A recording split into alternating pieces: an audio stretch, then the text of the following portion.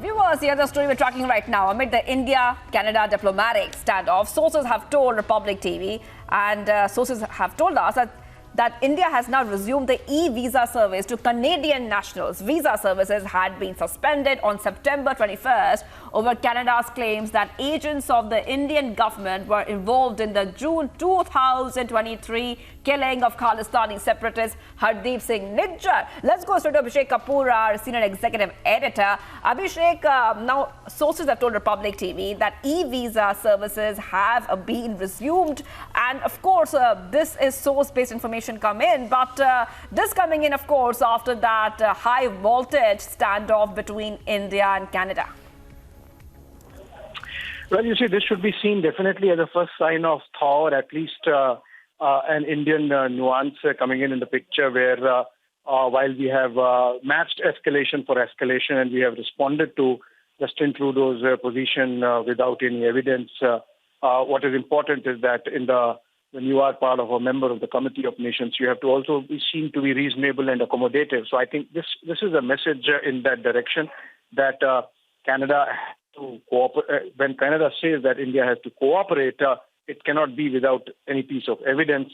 But having said that, having made our point, having used this opportunity to bring home this focus on this larger issue of Khalistani extremism and how it is detrimental to India's national security concerns and how it impacts India's national security situation, not just in Canada and Ottawa, but in other capitals. So we have had this opportunity to have a dialogue on Khalistan with the United States, with the United Kingdom. Remember, External Affairs Minister was in the UK past week, and he spent about 5 days there interlocuting with his counterpart and others.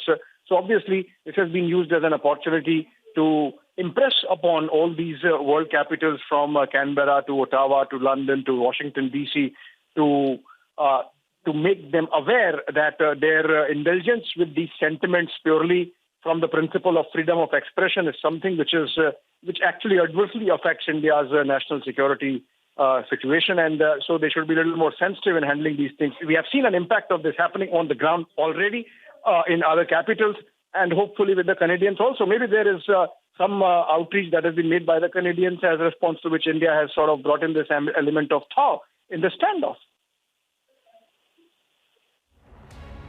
All right. Thank you, Abhishek Kapoor, senior executive editor, for joining us there. Source-based information coming in that e-visa services have been resumed for Canadian nationals after that huge standoff between India and Canada. Taking a very short break, much more coming up on India's #1